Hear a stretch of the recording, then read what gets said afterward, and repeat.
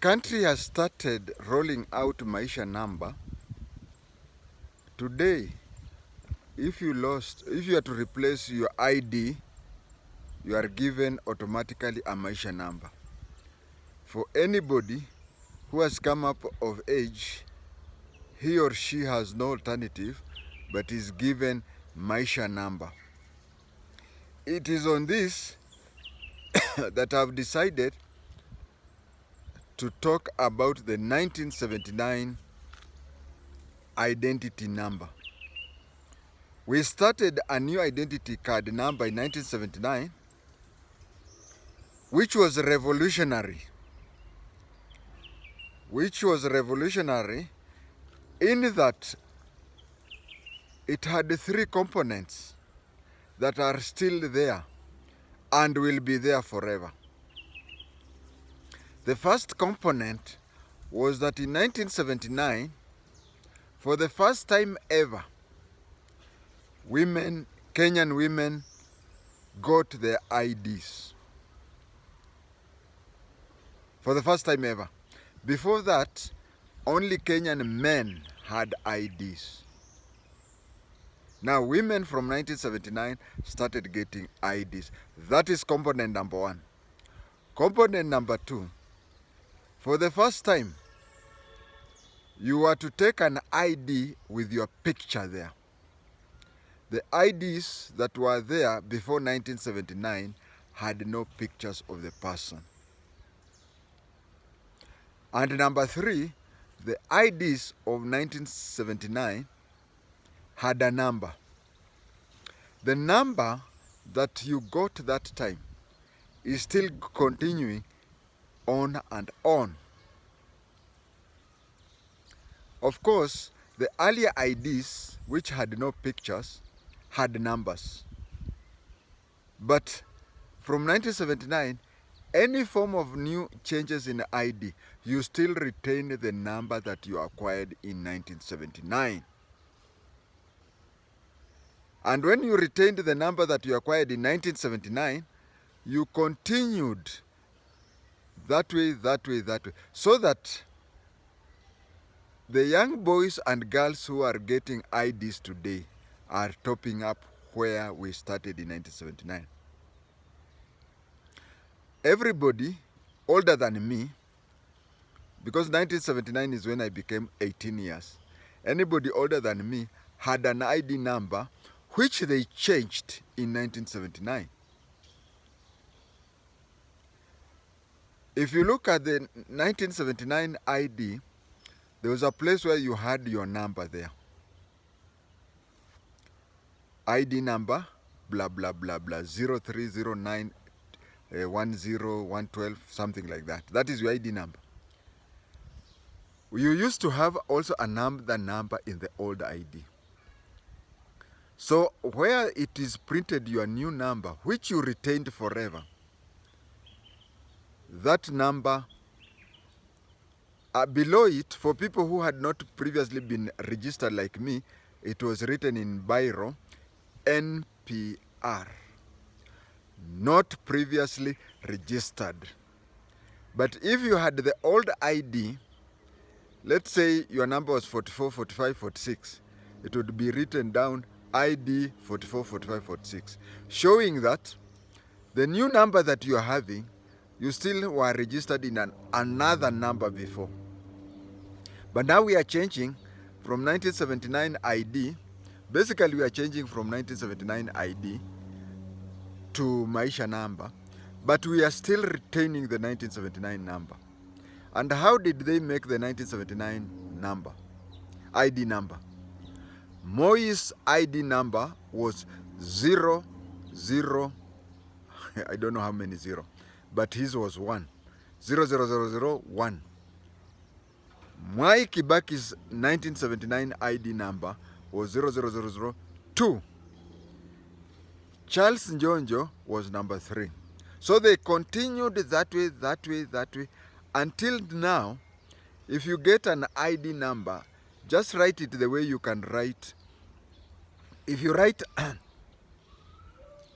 let's say your number is 45, 20, whatever, then place there the 3 commas, you'll find that you are the 45th million person to be registered, something like that. I hope you understand that. That is how it started.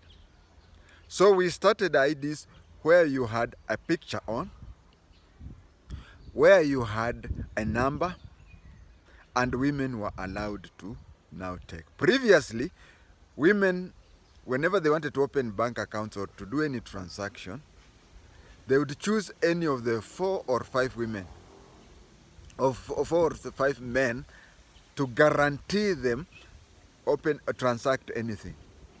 She could either use her father's ID number or her brother's ID number, that is man number 2, or her husband's ID number, that is man number 3, or her son's ID number. But now, from 1979, she could, just like any man, open a bank account and transact anything and everything using her ID. The 1979 identity card, you went there, the photograph was taken at that time, and within an hour or so, you came out with an ID. But they later came and discovered a problem, because the problem they discovered was that they allocated numbers. For example, they allocate Kangemi, serial number 1000 to 1900. Then Kibira, 1001 to 1900. But when they were giving out IDs, the numbers overlapped. You found that you had given all the ID, but still people were lining up. Remember, in 1979, people were not just lining up for new IDs. I mean, no, youths were not registering for the new ID, but older people who had the old ID were lining up to exchange them with the new one. There's a trick they played. I know a lot of people. Somebody was born in 1952 in the old ID, but when he was exchanging, I'm saying he because no lady had an ID. When he was exchanging his ID to have the one with the photograph, he made sure that he exchanged, instead of writing that he was born in 1952, he wrote he was born in 1959, adding several years to his age. That is what happened. Now we will move from that ID onwards. We'll move from that ID onwards. Then we will come back and go back to the kitambulisho without a picture, and then we will go to kipande. I have already recorded something like that, so as you watch this one, you can also watch the kipande one, where I've even mentioned that the kipande, the original ID, used to be printed at Kipande House. Now that Kipande House was later handed over to Kenya Commercial Bank, opposite the GPO. I'll come back to that. I started with the 1979 ID. Now from the 1979 ID, where they discovered that, and it even was discussed in Parliament, that Charles Njonjo's ID number, was it Charles Njonjo? But no, not Charles. Charles Njonjo was 003. Correct, you know. Hii nektop computer yangu, nile zilikuwa original.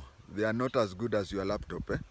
So but Njonjo was confronted in Parliament, where a prominent politician who was an MP had the same ID number as that one of a certain lady in an outpost very far from Nairobi. So those people who shared ID numbers, their IDs were recalled, and the government came up with a compromise where several people are sharing the same number. One of them retains and the others are given new numbers. That one now necessitated, you know, those days we used to get an ID there and then. And also there was the case of Robert Wangila Napunyi. You know, those days you could just line up and get an ID. Robert Wangila Napunyi had 2 IDs. In those days, you could get more than 1 ID. In 1 ID, Robert Wangila Napunyi had said that he was a Kisii, born in Kisii. And in another ID, he had said that he was a Luhya, born in Busia. So those days, you could get more than 1 ID. Then with the technology and instances of confusion, where I have only given an example where somebody, a few people had the same number. They sat down and agreed that one of them was to retain the number and others had to be allocated other numbers. Then they also discovered that some people had more than 1 ID. 1 ID, so when they got you, it was an offense, but in those few days, they allowed somebody where you would retain 1 ID and the other number would be surrendered to be given to another person. So it became with the development of new technology. With the development of new technology, they came up with, you take your ID and then you go with it to, you're given a waiting card so that the ID, the fingerprints are checked in Nairobi to see if you have ever registered elsewhere, and also to allocate a centralized number that cannot be given to another person. Then in 1996, it was discovered that, you see, we took IDs 1978. 1996, that was 16 years later. It was found that the quality of the IDs was a problem, because if it rained on your ID, then the picture came out, and there were also criminals who would take a photo me and steal somebody's ID and replace that. And then the second, I can say the first generation ID was Kipande. Kipande was something that was issued at Kipande House opposite GPO, and it used to have a chain. If you want to know more about Kipande, please watch my video on Kipande House, which I had recorded last year. But the Kipande used to be tied on your neck, just like there are these things, the chains that young people and ladies put along their neck. And Kipande was temporary. For young Kenyans who are working in the Gulf, you know that when you change your employer, you surrender back your Kipande, and then you get a new employer who fills in a new Kipande. That is how the original Kipande was. Then the second generation was the blue card, which had no picture or anything, but it had a number. This is the number that when we went to the third generation, which was the instant photo, which I took for the first time. Me, I entered the field in the third generation. The number was transferred there, but the new number became applicable. The new number that I said started is 1 with Moi, 2 Kibaki, 3 with Njonjo, and so on and so on. Can you look at yours and then place there the several commas? You'll find that you are the, is it 42nd, that number? If it is 42 blah blah blah, then you are the 42nd million person to have registered. Then that is the fourth. The first one was Kipande. The second one was the blue card. The third one was the one I entered. The fourth one was the enhancement of the third one.